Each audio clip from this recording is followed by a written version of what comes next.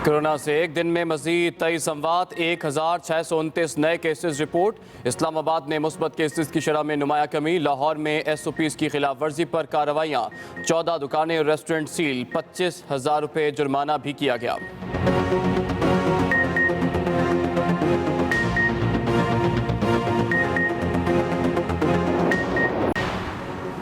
मुल्क के बेशतर इलाकों में आज मौसम सर्द और खुश्क रहेगा। पंजाब के बाज़ मैदानी इलाकों और बालाई सिंध में धुंध छाए रहने की तवक्को।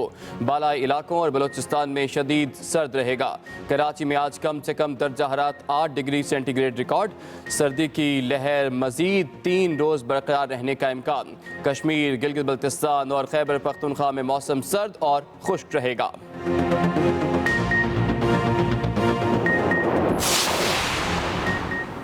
कौमी असम्बली का इजलास आज 2 रोज़ के वक्फे के बाद फिर होगा। पेट्रोलियम मसनूआत, बिजली और दीगर अशिया ज़रूरिया की कीमतों में इजाफे को लेकर अपोजिशन का हुकूमत को टफ टाइम देने का इम्कान। इजलास का 16 नुकाती एजेंडा जारी। ज़राए के मुताबिक अपोजिशन की मतवक्के चढ़ाई का रास्ता रोकने के लिए हुकूमत ने भी जवाबी हिकमत अमली तैयार कर ली।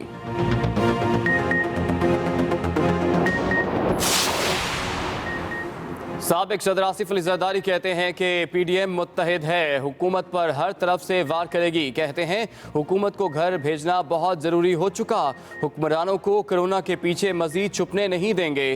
पहले ही कहा था सिलेक्टेड हुक्मरान अपने वजन से खुद गिरेंगे, अब ये गिर चुके, एक आखिरी धक्के की ज़रूरत है।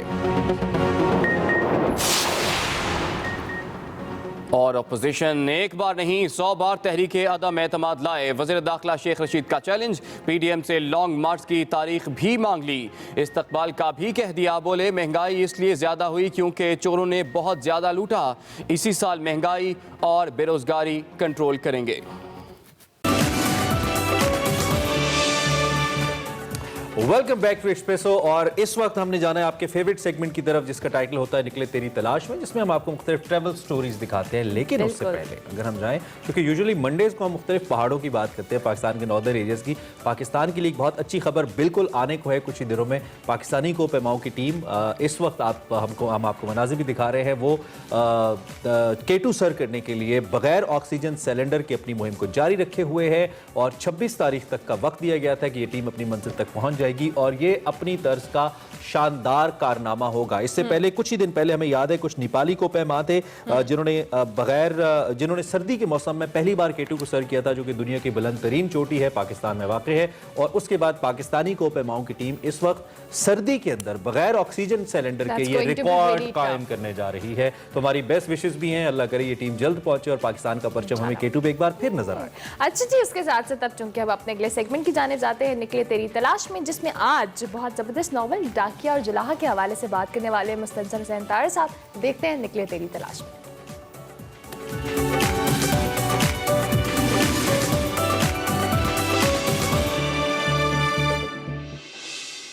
अस्सलाम वालेकुम नाज़रीन, आप देख रहे हैं निकले तेरी तलाश में और इस दफ़ा बात करेंगे तार साहब के नावल डाकिया और जुलाहा पे। एक बहुत बड़ा, बहुत शानदार नावल। लेकिन अब ये एक सब्जेक्टिव बात है, बड़ी मारूजी बात होती है कि कौन सा नावल जो है वो अज़मत के मेआरात को पूरा उतरता है उन पे या नहीं पूरा उतरता। इसका फैसला जो है वो क्रिटिक्स करते हैं, तनकीद निगार करते हैं। और दूसरा एक बहुत बड़ा हिस्सा जो है इस फैसले में वो कारीन का होता है। और बहुत सारे कारीन ये समझते हैं कि डाकिया और जुलाहा जो है वो बहुत बड़ा नावल था, लेकिन इसके हिस्से की जो शोहरत है वो तार साहब के दीगर नावल राख और बहाव और ये जो नावल थे ये खा गए, खासो खाजाक ज़माने वगैरह। तार साहब से डाकिया और जुलाहा पे बात करेंगे। मेरा सबसे पहला सवाल सर ये है कि इसका सबसे जानदार किरदार जो है वो नतालिया का है, एक औरत का है, और यही वो रवायत चली आ रही है। बहाव में आपका जो सबसे जानदार किरदार, सबसे बड़ा किरदार पारोशनी का था, वो भी एक औरत है। राख में बरगीता हैं। तो आपके तमाम नावल्स में औरत के किरदार बहुत जानदार होते हैं। और आपने एक दफ़ा कहा था कि आपके नावलों के अंदर औरत का किरदार इसलिए जानदार होता है क्योंकि आपके अंदर 40% औरत मौजूद है। लेकिन डाकिया और जुलाहा को पढ़कर ऐसा लगता है कि आपके अंदर 40% नहीं बल्कि कहीं 60% औरत मौजूद है। एक्चुअली लिखते हुए जब कन्वर्शन होती है बंदे की उस कैरेक्टर के लिए, क्योंकि जब तक आप कन्वर्ट ना करें अपने आप को उस कैरेक्टर में, ना आप उसकी रूह को पहुंच सकते हैं, ना उसकी लैंग्वेज को पहुंच सकते हैं। इजहार जो होता है वो हर किरदार का अलग अलग होता है। अगर एक कैरेक्टर जो है اور اس کی زندگی میں کبھی عشق نہیں آیا وہ علیحدہ بات کرے گا، اور جس کی زندگی میں عشق آیا ہے یعنی جس کو عشق خاص کہا جاتا ہے اس کا اظہار علیحدہ ہوگا۔ تو آپ نے جو کہا 60% کی بات وہ بالکل غلط ہے، اچھا کیونکہ لکھتے ہوئے میں 100% عورت ہو جاتا ہوں۔ کیا کہنا؟ یو ہیو ٹو، مطلب اپنے آپ کو اس میں آپ کو ڈبونا پڑتا ہے نا اس کردار میں۔ جی درست۔ جس طرح بہاؤ میں وہ بچے کی پیدائش ہے تو میں اس سے گزرا تو نہیں، لیکن میں نے محسوس کرنے کی کوشش کی کہ کیا فیلنگ کیا ہوتی ہے، کیا گزرتی ہے۔ ناول میں نتالیہ کے کافی سارے خطوط ہیں، اس کی عمر 18 سال ہے جیسا کہ ناول میں بیان کیا گیا ہے، اور ان خطوط کی زبان جو ہے وہ واقعی 18 سال کی لڑکی کی ہے، معصوم تاثرات ہیں، معصوم خواب ہیں، خواہشیں ہیں۔ طاہر صاحب پوچھنا آپ سے یہ ہے کہ یہ خطوط آپ نے واقعی کسی 18 سال کی لڑکی سے تو نہیں لکھوائے تھے؟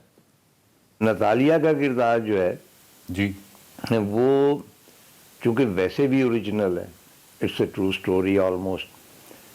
تھوڑی سی میں عرض کر دیتا ہوں کہ بہت سارے لوگوں نے مجھے پوچھا کہ جی نتالیہ کا جو کردار ہے وہ ایک ینگ لڑکی ہے، اور اس کی جو خطوط ہیں اس میں اس کی یوتھ اور اس کی ایسپریشن اور اس کی خواہشیں اور اس کے ایکسپریشن وہ آپ نے کس طرح لکھا، تو میں نے یہی عرض کیا کہ وہ میں نے نہیں لکھا۔ صحیح۔ بیسیکلی جس طرح آپ جانتے ہیں کہ عیسائیوں میں ایک روایت ہے کہ اپنے گناہوں کا اعتراف کرنے کے لیے لوگ جاتے ہیں پادری کے پاس، وہ ایک ڈبے میں علیحدہ بیٹھ کے تو وہ اپنے آپ کو ہلکا کر لیتے ہیں گناہوں کا اعتراف کر کے۔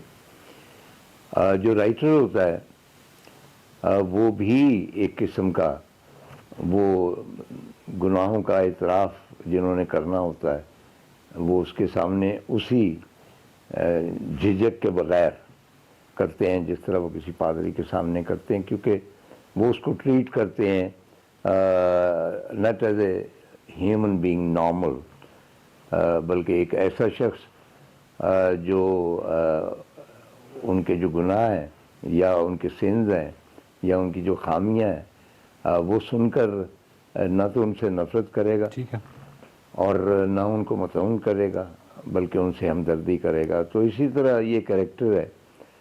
یہ لڑکی مجھے خط لکھا کرتی تھی، خاتون، یہ بہت پرانی بات، اچھا آلموسٹ 40 ایئرز بیک، اور بہت تفصیل سے خط لکھا کرتی تھی۔ میرا خیال 150-200 خطوط اس نے لکھے، اور it was a fascinating study. اس کا جو کریکٹر تھا، جس طرح وہ میں نے بیان کیا، وہ مطلب ہے کہ اس کے نانا بہت بڑے وہاں کے پیر تھے، اور وہاں پہ بہت بڑا وہ تھا، درگاہ تھی، اور وہ مطلب اس کی تفصیل میں نے تھوڑی سی بیان کی ہے۔ چنانچہ وہ جتنے خطوط ہیں ٹھیک، وہ اوریجنل ہے، صرف ان کو میں نے ایڈٹ کیا جی ٹھیک ہے۔ مطلب سٹوری کے حساب سے، لیکن اس کے بعد وہ خطوط کے بعد جو وہ فکشنل ہے سارا، کیونکہ نیور میٹ ہر، تو بیسیکلی ناول وہاں سے شروع ہوتا ہے جہاں نتالیہ کے خطوط ختم ہوتے ہیں۔ آپ نے ڈاکی اور جلاحہ میں لکھا ہے کہ ناول کا جو پہلا فقرہ ہے وہ لکھنا ایک عذاب ہوتا ہے، اور یہ عذاب اس لیے ہوتا ہے کیونکہ اس فقرے میں ناول کی کامیابی یا ناکامی اس کا بیج بویا جاتا ہے۔ تو طاہر صاحب، آپ جب ناول کا آغاز کرتے ہیں تو یہ آپ کو کتنا وقت لگتا ہے یہ سوچنے میں کہ ناول کا آغاز کیسے کرنا ہے؟ مطلب یہ کئی دفعہ تو زیادہ ٹائم لگ جاتا ہوگا، کئی دفعہ جلدی کوئی چیز ذہن میں آ جاتی ہوگی، تو کتنا یہ عموماً کتنا وقت لگتا ہے کہ ناول شروع کیسے کیا جائے؟ میں ڈاکیہ اور جلاحہ کے بارے میں بات کرتا ہوں کہ بنیادی طور پہ میرے ذہن میں نہیں تھا کہ میں اس موضوع کے حوالے سے کوئی ناول لکھوں گا۔ مجھے اسلام آباد سے ایک شادی شدہ جوڑا، اور ہمارے ہاں جوڑا ہمیشہ شادی شدہ ہی ہوتا ہے، وہ تشریف لائے اور مجھے ملنے کے لیے آئے، تو وہ جو ان کے ساتھ صاحب تھے انہوں نے تو کافی تفصیل سے مجھے پڑھا ہوا تھا، تفصیل سے گفتگو، لیکن خاتون جو تھیں انہوں نے زیادہ سوال نہیں کیے۔ اچھا، اور میں نے ان سے کہا کہ جی آپ نے کوئی سوال نہیں کیا؟ انہوں نے کہا جی میرے پاس ایک ہی سوال ہے، اور وہ انہوں نے پھر ریفرنس دیا۔ آپ کو شاید یاد ہوگا کہ کیٹو کہانی میں، اس کو میں نے ریپیٹ کیا ہے اسی میں، کہ شگر کے آگے برالڈو کے پاس हशोपी के जो सेबों के बाग हैं उनके निवाह में, जबकि जीपें क्रॉस कर रही थी एक नदी को और मैं उनका इंतज़ार कर रहा था, तो एक घोड़े पे सवार शख्स आया, वो मेरे पास रुक गया और पूछा कहाँ जा रहे हैं ये वो। तो मैंने उससे पूछा कि आप कहाँ जा रहे हैं घोड़े पे बैठ के? तो कहने लगे साहब मैं डाकिया हूँ। और फिर उसने मुझे वो अपना बैग दिखाया, पुराना ब्रिटिश चमड़े का वो सीधा सा बैग जिसमें वो खत थे। तो मैंने पूछा, उसका नाम मोहम्मद अली था, कि मोहम्मद अली इन खतों में कोई ऐसा खत भी है जो मेरे नाम है? तो उसने एक लहजे के लिए ना देखा नाम और फिर मुस्कुरा के कहने लगा साहब यहाँ इस मुकाम पर आपके नाम का खत कैसे हो सकता है? तो अगर वो एक खत निकालता और मुझे कहता कि तार साहब ये आपके नाम का खत है, तो वो किसने लिखा होता? यानी ये अजीबोगरीब बात।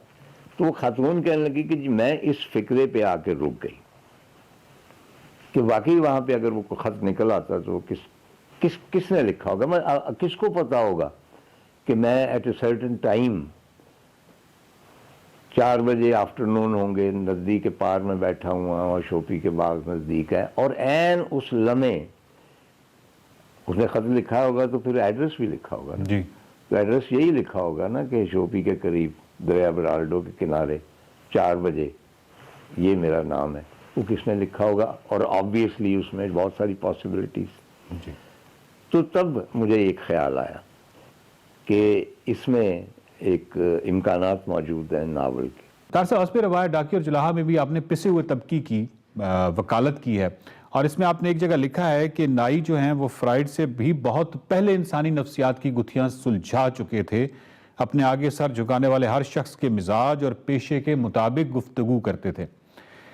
ये नाइयों के हवाले से और जोलाहे के हवाले से तो एक पूरी यानी वो पूरे नावल में ही चलता है जी। और मैं अपने गांव के पर्सपेक्टिव में देखता हूं तो वहां पे इनको पावली कहते थे और गांव की मुआशरत में जोलाहों के हवाले से एक ख्याल पाया जाता था कि ये बेवकूफ़ होते हैं। और मुझे ये नावल पढ़ के आइडिया हुआ कि एक्चुअली ये जो बेवकूफ़ या सादगी या सादा होना जोलाहों के हवाले से, ये गांव में इस तरह की सोच उनके हवाले से क्यों पाई जाती थी। और ये बड़ा ही कमाल डिस्क्रिप्शन आपने जोलाहों के हवाले से किया।